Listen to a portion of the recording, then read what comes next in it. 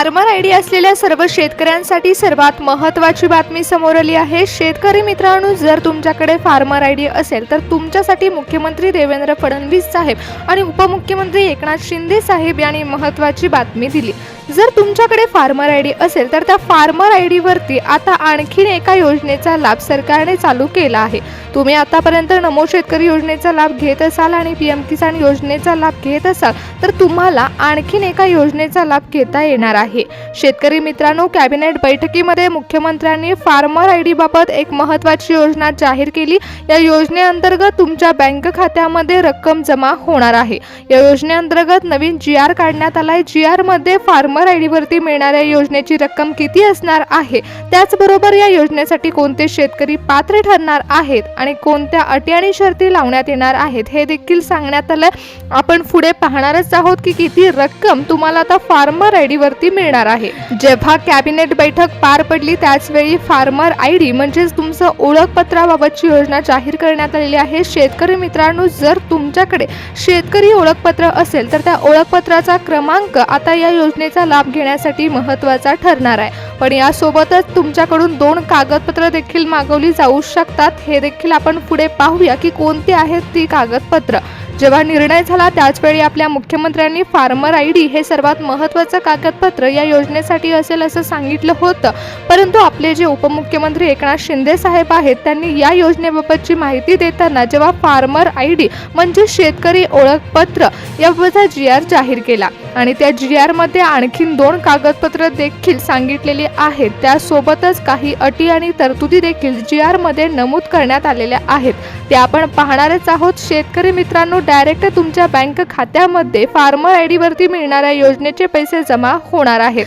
ज्या प्रकारे तुम्हाला पीएम किसान योजनेचा हप्ता 19 नोव्हेंबर दिवशी मिळाला होता, डायरेक्ट बेनिफिट ट्रान्सफरच्या माध्यमातून जसे पैसे तुमच्या बँक खात्यामध्ये जमा झाले होते, अगदी त्याच प्रकारे फार्मर आयडी वरती मिळणाऱ्या योजनेचे पैसे देखील जमा होणार आहेत।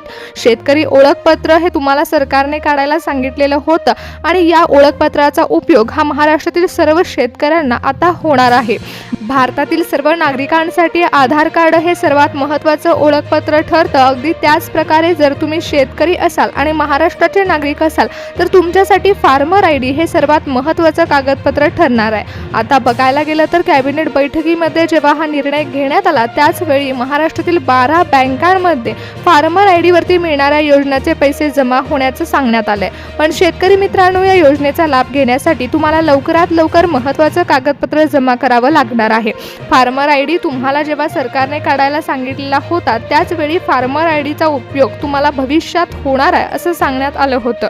कृषी मंत्र्यांनी देखील फार्मर आयडी वरती मिळणाऱ्या योजनेसाठी महाराष्ट्रातील जिल्ह्यांची निवड केलेली आहे। महाराष्ट्रातील शेतकऱ्यांना आर्थिक सहाय्य देण्यासाठी आपल्या राज्य सरकारने फार्मर आयडी वरती निधी मंजूर केला आहे आणि फार्मर आयडी वरती जो निधी मंजूर झालेला आहे तो लवकरात लवकर शेतकऱ्यांच्या खात्यामध्ये सोडण्यात येणार आहे। पण शेतकरी मित्रांनो, जर तुम्हाला योजनेचा लाभ घ्यायचा असेल तर सरकारने सांगितलेली 2 कागदपत्र तुम्हाला सरकारपर्यंत पोहोचवावी लागणार आहेत। आता यामध्ये जे आपले कृषी मंत्री आहेत त्यांनी जिल्ह्यांची निवड केलेली आहे, त्या जिल्ह्यांमधील शेतकऱ्यांना सर्वात प्रथम 2 कागदपत्र तयार ठेवावी लागणार आहेत। त्यानंतर कोणत्या अटी आणि शर्ती आहेत या देखील आपण जाणून घेणार आहोत।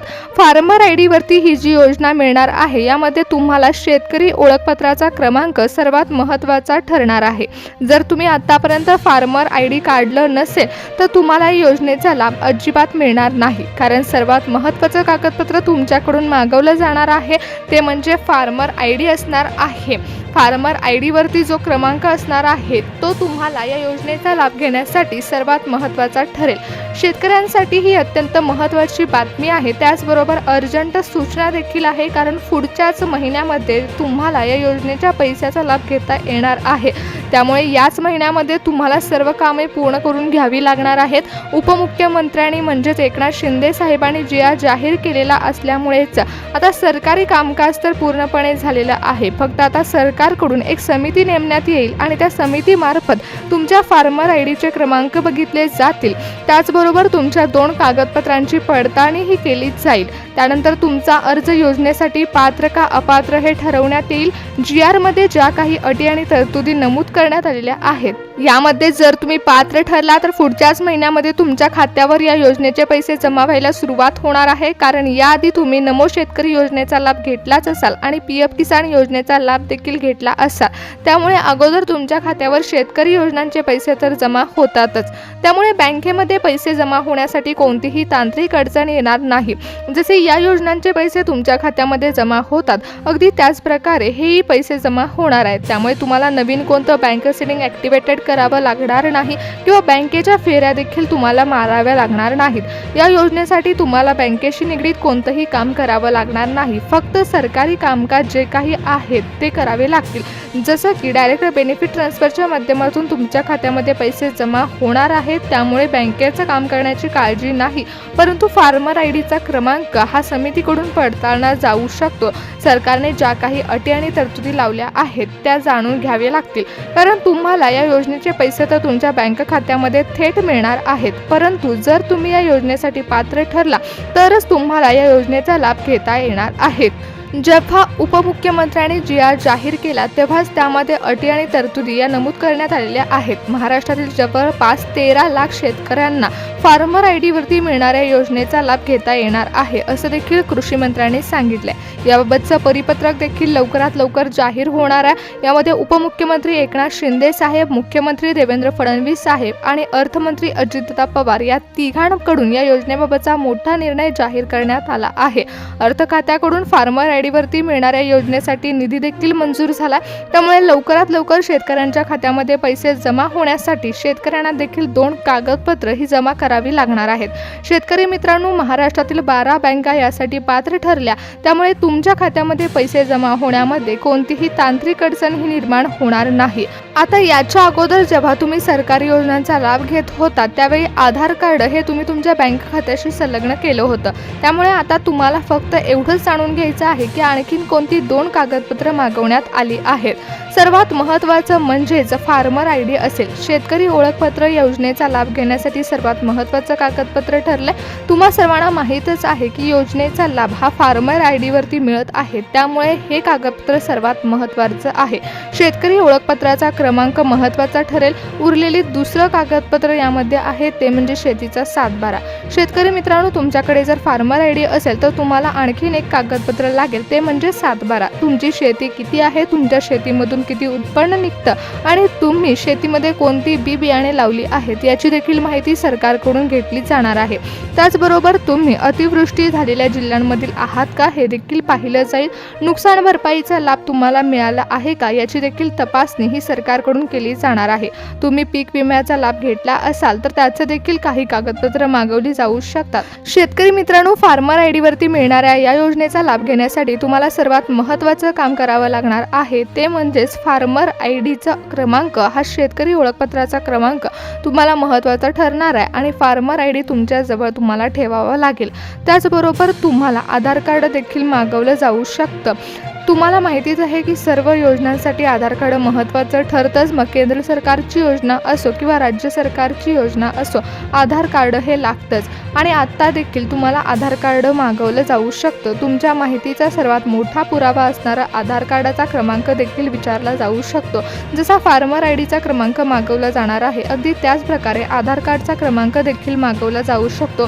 त्यामुळे तुम्हाला फार्मर आयडी सोबत आधार कार्ड देखील एक महत्त्वाचं कागदपत्र लागणार आहे। शेतकरी मित्रांनो, जर तुम्ही फार्मर आयडी काढलेला असेल आणि तुम्ही जर अतिवृष्टीच्या जिल्ह्यांमधील असाल तर तुम्हाला जास्तच फायदा होणार आहे। तुमच्यासाठी तर ही आनंदाची बातमी आहे की तुम्हाला आता योजनेचा लाभ मिळणार असून थेट तुमच्या बँक खात्यामध्ये रक्कम ट्रान्सफर केली जाणार आहे।